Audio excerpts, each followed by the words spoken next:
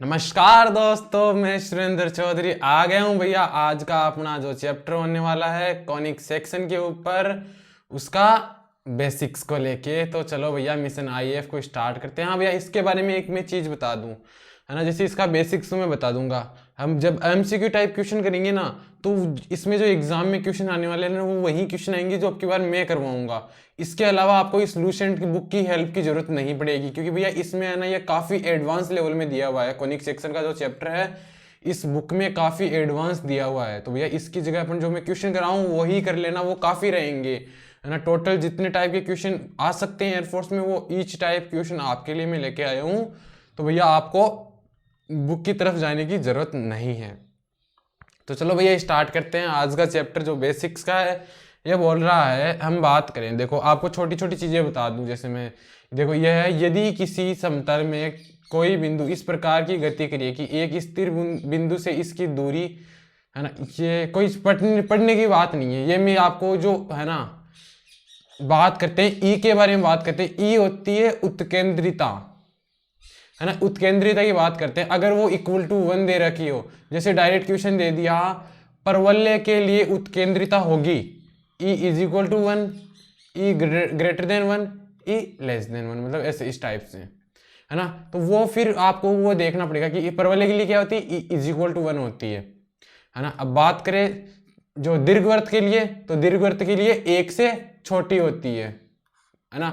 और अति परवलय के लिए 1 से बड़ी होती है। भैया ये चीजें याद रखना, अपन इस चैप्टर में वैसे पढ़ने वाले हैं परवलय, दीर्घवृत्त और अति परवलय।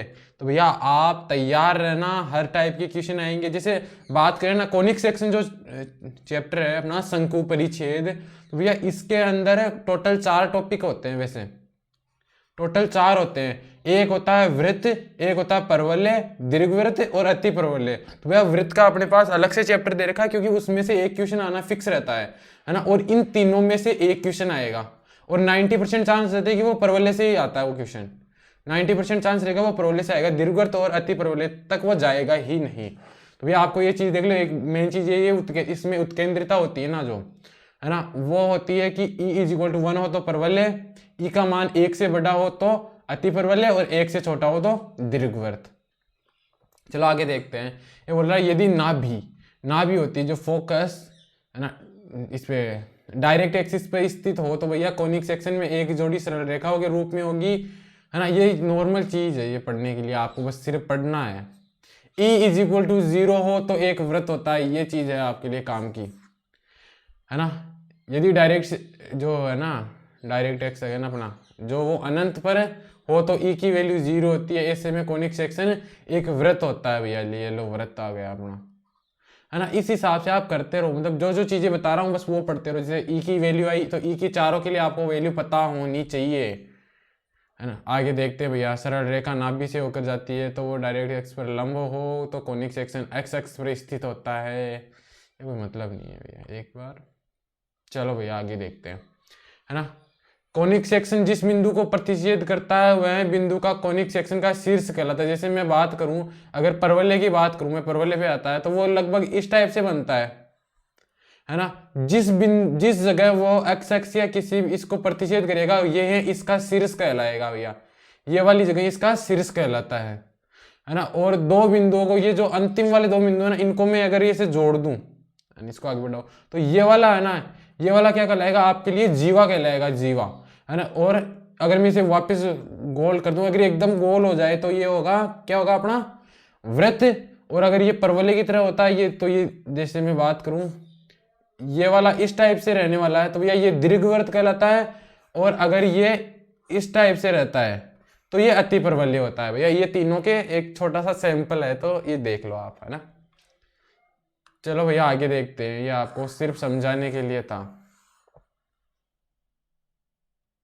चलो आगे देखते हैं। ये बोल रहा है दो जो जीवा नाभि से होकर गुजरती है उसे नाभि लंब जीवा कहते हैं, है ना भैया। और जो नाभि फोकस से होकर जो जीवा जो नाभि फोकस से होकर गुजरती है वह एक्स एक्स पर लंब और नाभि लंब लेक्टस रेक्टम कहलाता है भैया।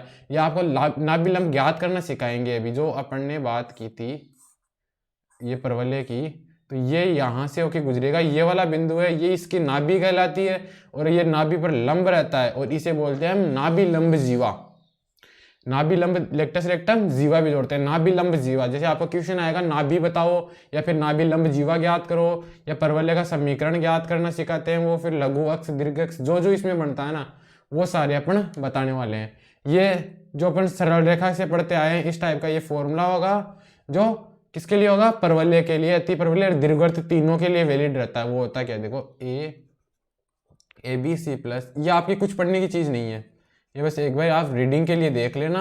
हाँ, अगर आप एनडीए वगैरह की तैयारी कर रहे हो तो आपको ये ज़रूरत आ सकती है इनकी डायरेक्ट, क्योंकि इनसे डायरेक्ट क्वेश्चन बनता है इस फॉर्मूले से। वो क्वेश्चन क्या बनता है, आप ये बस ये फॉर्मूला देख लो, है ना, ये वाला फॉर्मूला आप देख लो, ये आपके काम आएगा। अभी बताऊंगा कहाँ पे काम आएगा, है ना, ये वाला फॉर्मूला काम आएगा यहाँ पे।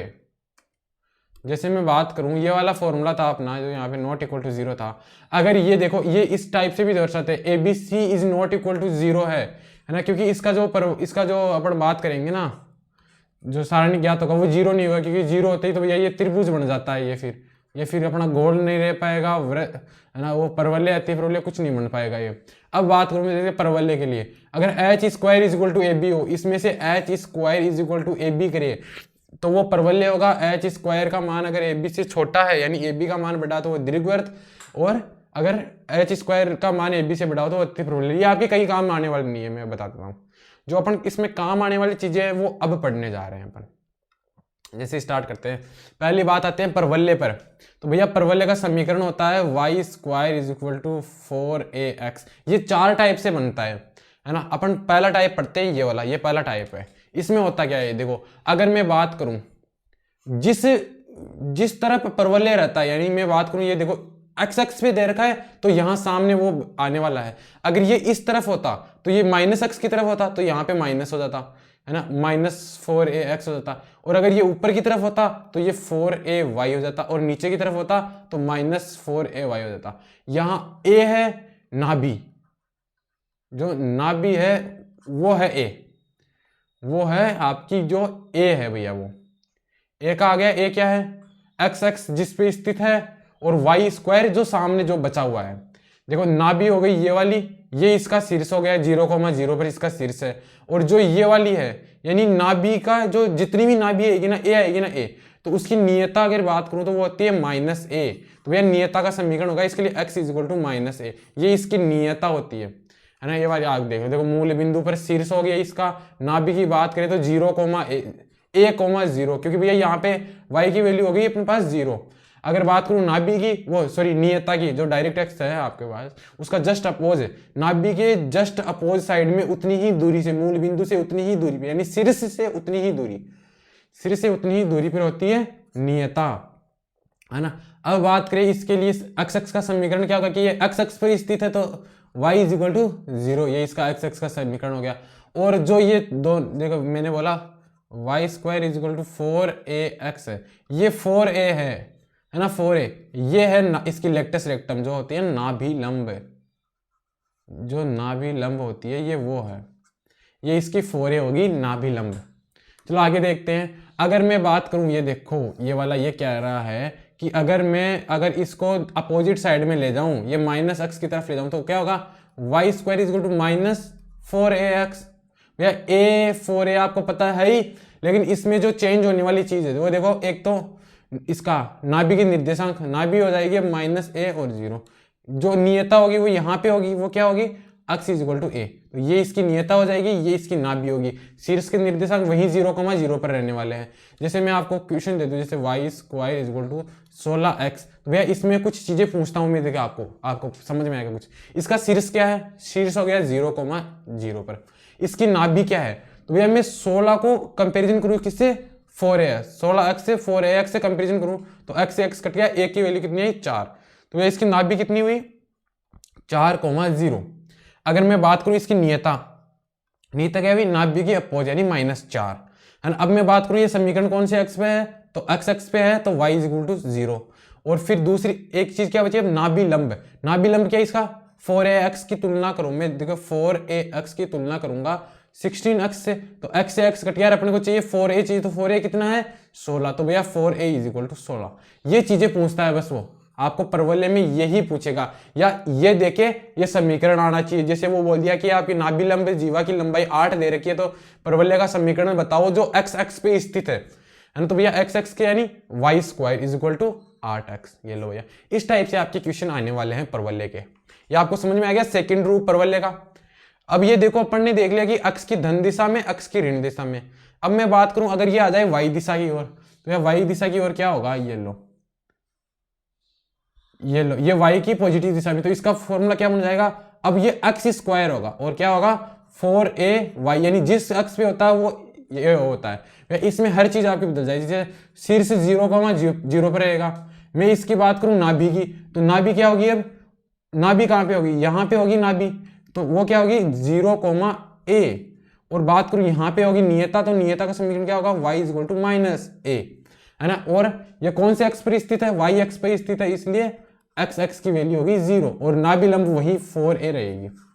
ये देखो इस टाइप से इसके ये जो 4-5 चीजें यही रहती है परवलय में। हाँ, ये याद रखना कि वो देगा कि x x पे स्थित है, y x पे स्थित है, तो ये चीजें आपको वो देगा, तो आपको इसका अंदाजा हो जाएगा। जैसे मैं बात करूं, उसने दिया एक परवलय का समीकरण ज्ञात कीजिए जिसके लिए नाभि 0,-8 दे रखी है और वह y अक्ष पर स्थित है। अगर नाभि दे दिए 0,8 तो आपको सीधा सीधा पता चलेगा कि भैया y के वैल्यू दे रखा है, अक्ष का मान 0, तो मतलब वो y अक्ष पे स्थित है। तो आपको वो सिर्फ नाभि देके परवलय का समीकरण पूछे, देखो देखो क्या होगा, देखो ये समझ में आ गया कि x स्क्वायर पे होने वाला है, ये तो पता चल गया। अब मैं बात करूं 4 × a की वैल्यू कितनी है -8 × y, तो ये हो गया x² = -32y, है ना। अब ये देखो ये परवलय का समीकरण का, इसमें नियता क्या होगी, फिर नियता हो जाएगी y = 8 होगी, पॉजिटिव होगी ना, क्योंकि नाभि नेगेटिव है तो भैया नियता पॉजिटिव होने वाली है। और 4a की वैल्यू की होगी, अब यहाँ से देखो, अब इसमें -32y है, तो 4a क्या होती है अपनी, तो भैया वो सिर्फ 32 होगी, -32 नहीं होगी, क्योंकि नाभि लंबाई ऋणात्मक नहीं हो सकती, लंबाई हमेशा पॉजिटिव होती है, यानी कुछ ना कुछ होती है। अगर मैं लंबाई की बात करूं तो वो कुछ ना कुछ होगी जरूर, तो वो हमेशा पॉजिटिव वैल्यू अपने पास रखती है। लो भैया, ये परवलय का चौथा रूप आ गया जो नीचे की तरफ है, नीचे की तरफ खुला हुआ है ना। नाभि लंब हो गई इसकी यहाँ पे, तो भैया इसकी टोटल में चीजें लिख देता हूं। देखो ये इसका शीर्ष क्या हुआ, 0,0 पे हुआ। अब मैं बात करूं इसकी नाभि कहाँ पे है, 0,-a पे है, क्योंकि भैया ये y की ऋणात्मक दिशा में है, -y अक्ष की तरफ है ना। और इसका नियता की समीकरण क्या हो जाएगा, सॉरी पॉजिटिव a आएगा यहाँ पे, क्योंकि ये y अक्ष की पॉजिटिव तरफ है ना। बात रही इसका समीकरण क्या होगा, x = 0 और 4a हो जाएगी इसकी लेंथ। भैया देखो परवलय के चारों समीकरण आपको एकदम अच्छी तरह से डिटेल में जो जो उनसे क्वेश्चन बनते थे, जिस टाइप से बनते हैं वो आपको बता दिए। बाकी जैसे अपनी इसके एमसीक्यू टाइप क्वेश्चन करेंगे ना, उसमें आपको बताएंगे कि हर परवलय के समीकरण से नाभि ज्ञात करना, नियता ज्ञात करना, फोकस वगैरह सारी मतलब जो है ना शीर्ष वगैरह वो सब ज्ञात करना सिखाएंगे आपको, और साथ ही इन सब की सहायता से परवलय का समीकरण भी बनाना सिखाएंगे। बस यही चीजें आपके आएगी, जितने घुमाए हुए क्वेश्चन है वो आपके पूरे आपको करवाए जाएंगे वहां पे। और भैया आपको अगर कोई वो है ना कि हाँ मुझे मिल नहीं रही लिस्ट, तो भैया ये तो अगला वाला जो अपना ये है ना, इस जो क्लास आएगी उसकी अगली वाली क्लास में एमसीक्यू टाइप क्वेश्चन कराएंगे। अगर आपको पीछे के क्वेश्चन वगैरह करने हैं तो भैया आप अपनी जो प्लेलिस्ट आई बटन में मिल जाएगी, या तो आपको पूरी, और साथ ही जो फिजिक्स और मैथ की प्लेलिस्ट डिस्क्रिप्शन में भी है और आई बटन में भी है, तो आप वहां से ले लीजिए और भैया अपने दोस्तों के साथ जल्दी से शेयर कर दीजिए इसे। ये बोल रहा है देखो, यदि x1 y1 y² = 4ax किसी समतल बिंदु पर स्थित हो, है ना, तो मैं बात करूं जैसे वो कुछ ये बस यही करना चाहता है, देखो ये यहाँ पे स्थित है ना। अब मैं बात करूं, ये देखो अगर परवलय का जो ये वाला है ना, इसमें एक बिंदु दे दिया आपको, कोई भी x1 y1 बिंदु दे दिया, अंदर कहीं भी x1 y1 बिंदु दे रखा है ना। वो बोल रहा है अगर देखो y² जो 4ax है, अगर उसका मान y² से ज्यादा है ना, तो भैया वो कहीं ना कहीं यहाँ पे अंदर की तरफ होगा, परवलय के अंतर्भाग में होगा। अंतर्भाग यही है ना, जो ये वाला भाग है यही तो है ना अंदर वाला, है ना, इस भाग में होने वाला है। अगर मैं बात करूं दोनों बराबर है, तो भैया ये बिंदु है ना इस परवलय के ऊपर ही स्थित है, यानी ये परवलय के समीकरण को संतुष्ट करेगा। जैसे मैं बात करूं कोई परवलय 2,3 बिंदु से होके जा रहा है, तो भैया उसके लिए नाभि बताओ, तो भैया क्या करोगे आप, जैसे y square is equal to 4ax है अपने पास, नॉर्मली ये समीकरण लेते हैं, 2,3 से होके जा रहा है, तो भैया वाई स्क्वायर की वैल्यू कितनी है 9 is equal to 4 into A into 2, तो भैया ए की वैल्यू कितनी हुई 9/8, तो भैया ये इसकी नाभि हो गई। तो इस हिसाब से आपके क्वेश्चन आ सकते हैं, है ना। अब ये बात करो अगर वाई स्क्वायर की वैल्यू ज्यादा हो जाती तो भैया वो परवलय से बाहर किसी एरिया में होने वाला है यहाँ पे वो बिंदु, भैया यही चीज बताना चाहता है ना। परवलय के लिए इक्वेशन नॉर्मल इक्वेशन होती है x is equal to 80 square y is equal to 280, जो आपको इस समीकरण में देख के संतुष्ट करनी है, बस कुछ नहीं करना आपको, संतुष्ट होगी मतलब ये इक्वेशन सही है। x की वैल्यू क्या होती है, y की वैल्यू कितनी है 280 का square is equal to 4 into A into 80 square, तो ये 4a square T square is equal to 4a square T square, ये लो कट गया ना, मतलब ये संतुष्ट करती है इस समीकरण को, बस यही चीज है समझने की। चलो भैया आगे देखते हैं, आप भी हट जाओ, चलो आगे देखते हैं अपन। ये बोल रहा है दीर्घवृत्त के मानक रूप देखो आप, जो परवलय है ना यहाँ पे खत्म हो गया परवलय, है ना, क्योंकि परवलय के अपने ईच टाइप क्वेश्चन देख लिए कि किस हिसाब से अपन नियता वगैरह वो याद करते हैं और किस हिसाब से वो एक एक आपको एग्जांपल दे दिए, साथ एमसीक्यू टाइप क्वेश्चनों में और करवा देंगे आपको क्वेश्चन, मतलब क्वेश्चनों में कोई कमी आने वाली नहीं है आपके, इसके बाहर कोई क्वेश्चन वैसे भी नहीं आएगा। ये देखो क्या बोल रहा है, दीर्घवृत्त का मानक रूप बताओ समीकरण का, तो भैया वो होता है x square is equal to A square plus y square is equal to b square is equal to 1। अगर मैं बात आ जाए मेरे देखो x square is equal to A square minus आ जाए बीच में अगर, तो भैया वो फिर ये अति परवलय का समीकरण है, ये दीर्घवृत्त का, ये थोड़ी सी चीजें आप ध्यान रखना इनके बारे में, है ना, इन चीजों के बारे में आप थोड़ा सा ध्यान रखना भैया। चलो आगे देखते हैं अपन, ये दीर्घवृत्त का मानक रूप देख लेना, नोट कर लेना अपनी नोटबुक में। आगे देखते हैं, दीर्घवृत्त के बारे में पढ़ते हैं। देखिए जैसे दीर्घवृत्त का है ना दो रूप होता है, जैसे दीर्घवृत्त का जो होता है ना बेसिक्स वो इस टाइप से रहता है कि वो, ये थोड़ा सा दीर्घवृत्त सही से बनानी, एक तो इस टाइप से रहता है और दूसरा रहता है कि वो इसके अनुसार रहता है, यानी या तो वो वाई एक्स पे ज्यादा होगा या वो एक्स एक्स पे फैला हुआ रहेगा। तो इसकी सिर्फ दो टाइप ही है, जैसे परवलय के 4 थे, अति परवलय के भी आएंगे 3 4 आएंगे वापस, वो भी मतलब 2 आएंगे, वो इस तरफ से रहेगा और ऊपर नीचे एक्स एक्स पे वाई एक्स पे दोनों, है ना। इस टाइप से दीर्घवृत्त के 2 पार्ट में ये चलता है। चलो दीर्घवृत्त के बारे में पढ़ते हैं क्या क्या चीजें होती है अपने, है ना। देखो ये दीर्घवृत्त हो गया अपना, जैसे मैंने बात की ये वाला, ये इधर ये बड़ा है तो भैया ये होती है क्या दीर्घ अक्ष। दीर्घ अक्ष की लंबाई कितनी है, देखो ये वाली यहाँ पे टोटल ये ए है, ये ए मान लो आप ए है, तो पूरे दीर्घ अक्ष की लंबाई कितनी हुई 2a, वह दीर्घ अक्ष की लंबाई होगी 2a। अगर मैं बात करूं इसकी बात करूं, इसको मैं b लूं तो ये हो गया कौन सा लघु अक्ष, कि ये बड़ा वाला अक्ष ये छोटा वाला अक्ष, तो वह लघु अक्ष की लंबाई कितनी होती है फिर 2b। अब अगर बात करूं मैं इसकी, जैसे आगे बात करेंगे इसकी, तो पहले इसके बारे में देख लो आप, है ना। अब मैं बात करूं एक उत्केंद्रिता की, जो उत्केंद्रिता होती है तो उसको वो ज्ञात करने का इसमें फॉर्मूला होता है B square is equal to A square 1 minus E square. अब एक चीज देखो, दीर्घ अक्ष होता है ना, जो दीर्घवृत्त में ई की वैल्यू 1 से छोटी होती है, इसलिए 1 माइनस किया। अगर बात में यहाँ पे अति परवलय गिरता तो 1 माइनस ये कर देता, ये अति परवलय के लिए हो जाती है। अभी आगे पढ़ेंगे तो आप वहां पे इसको देख लेना, तो अभी यहाँ पे इसको नहीं देखेंगे, है ना। ये इसका अति परवलय उत्केंद्रिता का ए है ना, ये है ना जो आगे वाला चौथा रूप है वो इसी को सोल्व करके दिया हुआ है, इसको सोल्व करेंगे तो ये आगे आ जाएगी e is equal to root में 1 माइनस बी स्क्वायर अपॉन ए स्क्वायर, ये इसका अति परवलय का समीकरण हो जाता है भैया। अगर मैं बात करूं इसकी फोकस की, नाभि की होती है वो a प्लस माइनस AE, 0 होता है इसकी नाभि, वो आपको अभी क्वेश्चन करवाएंगे। क्वेश्चन में आपको सब नियता की बात करें x अपॉन AE, है ना, और x की होती है माइनस AE, ये दोनों हो सकती है कि दोनों तरफ रहता ही है ना, यहाँ पे भी दोनों तरफ ये नियता, ये देखो ये वाली दोनों तरफ है। लेक्टस रेक्टम की बात करें तो वो होती है 2b स्क्वायर अपॉन a, ये इसका नाभिलंब जीवा, जो नाभिलंब जीवा है उसकी लंबाई हो गई आपको 2b स्क्वायर अपॉन a।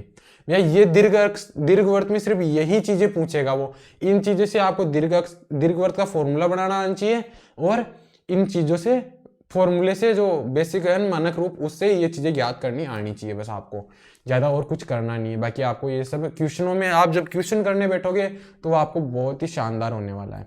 अब देखो जैसे मैं बात करूं, अब अपना पहुंच गए अपन किस पे, उल्टे पे, जहां पे ये दीर्घवृत्त होने वाला है वाई एक्स पे, इस तरफ बड़ा होने वाला है। अब देखो ये इसकी वैल्यू कितनी थी, बी थी, और ये था ए। अब देखो यहाँ पे दीर्घ अक्ष कौन सा बन गया, अब देखो 2b बन गया यहाँ पे दीर्घ अक्ष, जो दीर्घ अक्ष है ये वाला हो गया, और लघु अक्ष कौन सा हो गया, 2a हो गया।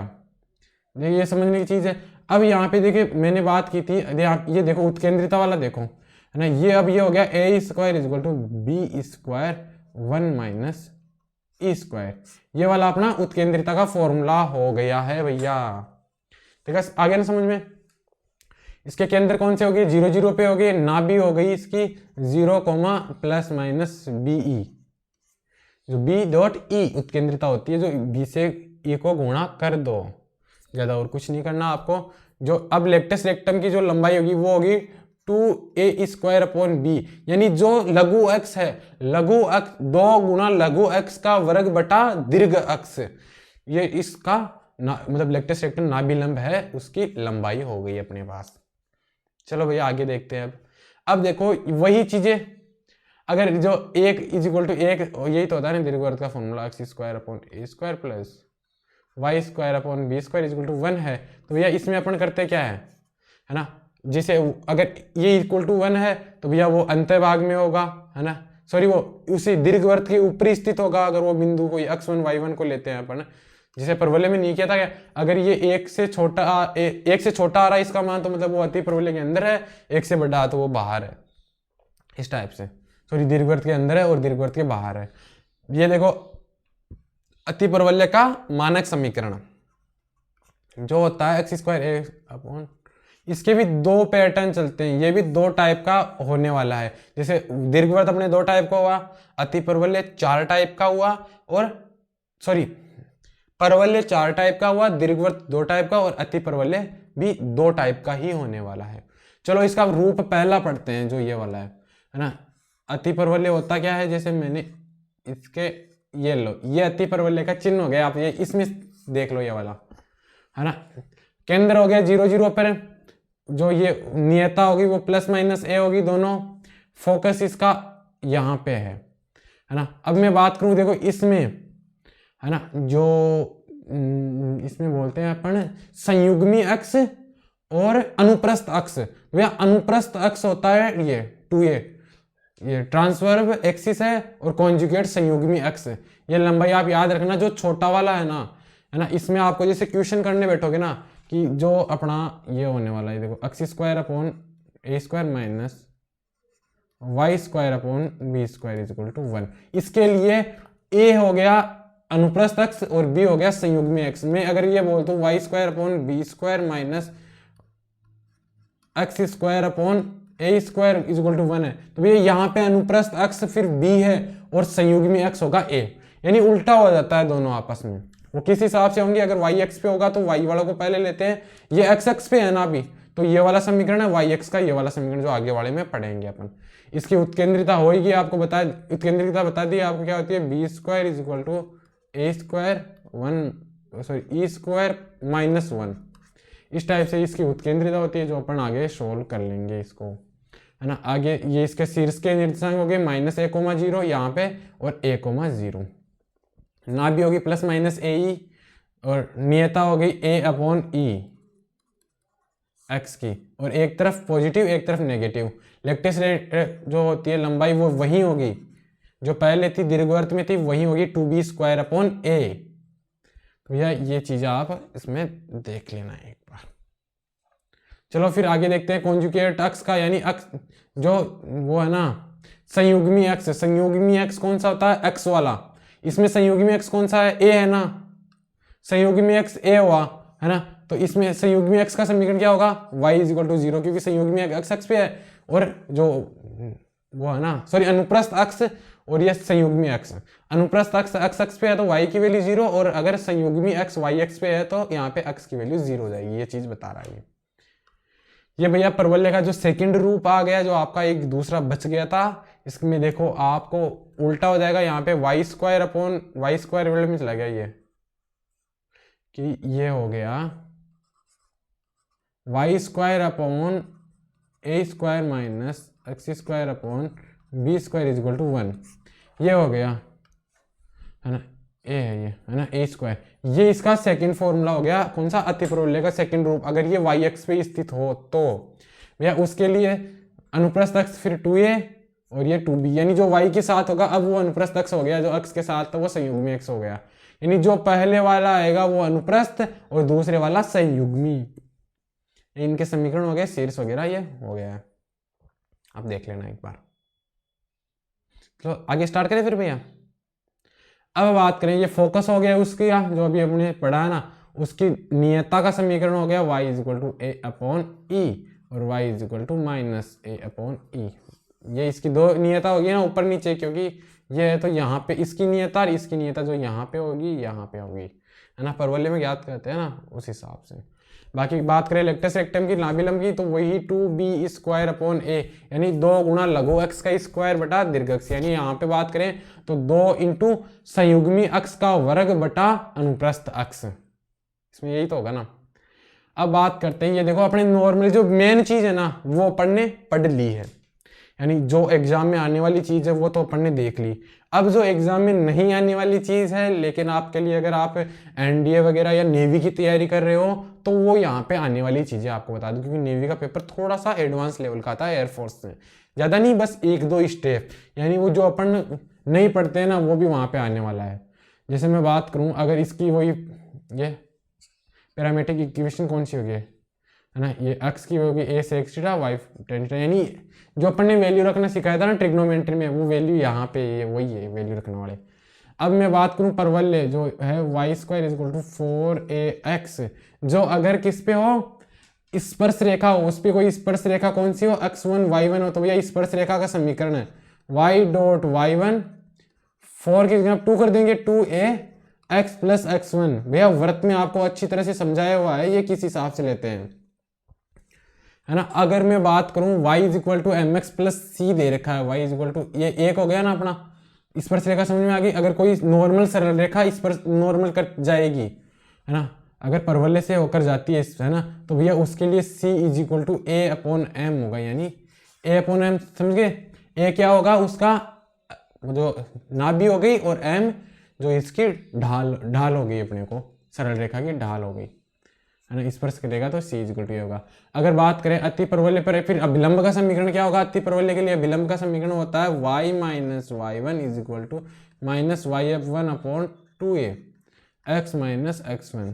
ये इसके लिए अति परवलय के लिए अभिलंब का, ये स्पर्श रेखा का समीकरण हो गया, जो ये वाला है स्पर्श रेखा का समीकरण हो गया, और ये वाला अपना अभिलंब का समीकरण हो गया, ये वाला आ गया समझ में। ये लो स्पर्श रेखा वाला और अभिलंब वाला ये समीकरण हो गया x डॉट x1 बिंदु पर, x1 y1 पे, है ना। ये आपको काम आने वाली नहीं है, हाँ ये व्रत में थोड़ा सा इंपॉर्टेंट था, लेकिन अभी यहाँ पे इतना इंपॉर्टेंट नहीं आएगा, क्योंकि परवलय और अति परवलय और दीर्घवृत्त ऑलरेडी काफी बड़ा चैप्टर है, खुद के काफी इनकी प्रॉपर्टीज है, तो भैया वहां से वो क्वेश्चन बनाएगा उठाएगा, है ना, इनमें इतना डीपली जाएगा ही नहीं वो, है ना। यही चीज दीर्घवृत्त के लिए आ गई। ये देखो यहाँ पे दीर्घवृत्त के लिए किया क्या है उसने, एक बार सॉरी, है ना, दीर्घवृत्त के लिए वो करेगा क्या,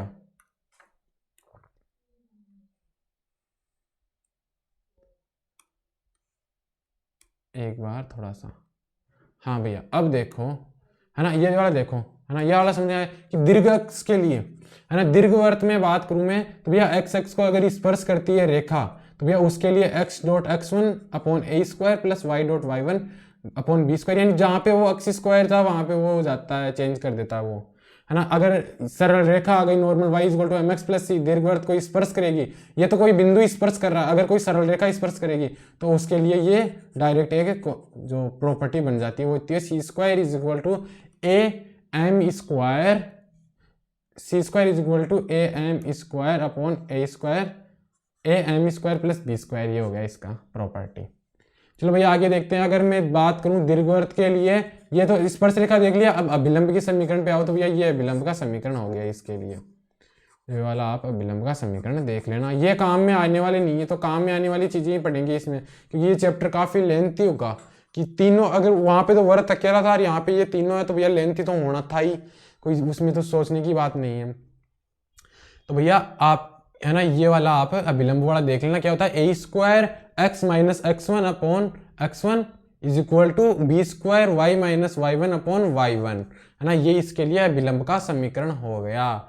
अब बात करें यही चीजें अतिपरवलय के लिए, तो भैया अतिपरवलय के लिए अगर x1 y1 कोई बिंदु अतिपरवलय पर स्थित है ना, तो भैया उसके लिए स्पर्श रेखा का समीकरण है। यानी मैं बात करूं अगर जैसे ये अपना एक बार अतिपरवलय का वन साइड देख लो, ये अतिपरवलय होता है, अगर कोई बिंदु यहाँ पे स्थित है ना, और उनसे कोई रेखा गुजर रही है ना, तो फिर उस रेखा का समीकरण ये हो जाता है। यहाँ पे जो उस रेखा का समीकरण है वो यही है ना। अगर बात करें कोई ऑलरेडी सिर्फ रेखा डायरेक्ट आपको दे रखी है, y is equal to m x plus c direct दे रखा है, तो भैया उसके लिए समीकरण हो जाएगा आपके लिए जो स्पर्श रेखा है ना, इस समीकरण को करेगी, तो उसके लिए c square is equal to A square plus m square minus B square. देखो प्लस माइनस का अंतर है अतिपरवलय और दीर्घवृत्त में, भैया इसी टाइप से यह होता है। ये इसके लिए विलंब का समीकरण आप देख लेना। भैया ये चीजें आपके मैं साफ साफ बता दूं, ये काम आने वाली नहीं है, ना ही इनसे एयरफोर्स में क्वेश्चन आने वाला है। जहां तक क्वेश्चन आएगा वो मैं आपको क्वेश्चन करवाएंगे तो वहां पे बता दूंगा। और यहाँ पे भी पहले बता दिए, स्पर्श रेखा और अभिलंब अगर आपको याद नहीं हो रही, स्पर्श रेखा स्पर्श बिंदु और अभिलंब अगर आपको याद नहीं हो रहे तीनों को, तो आप इनको छोड़ सकते हो, कोई फालतू में ज्यादा लोड लेने की जरूरत नहीं है, क्योंकि उनमें से जो क्वेश्चन बनेगा वो क्वेश्चन वही होगा जो अपन करवाएंगे आपको, जो अपना नेक्स्ट चैप्टर होने वाला। तो भैया आप जल्दी से एक काम करो, आप चैनल को सब्सक्राइब कर दो, लाइक कर दो और शेयर कर दो अपने दोस्तों के साथ, कुछ भी करो, आपको करना है, ये तीनों चीज जरूर करनी है।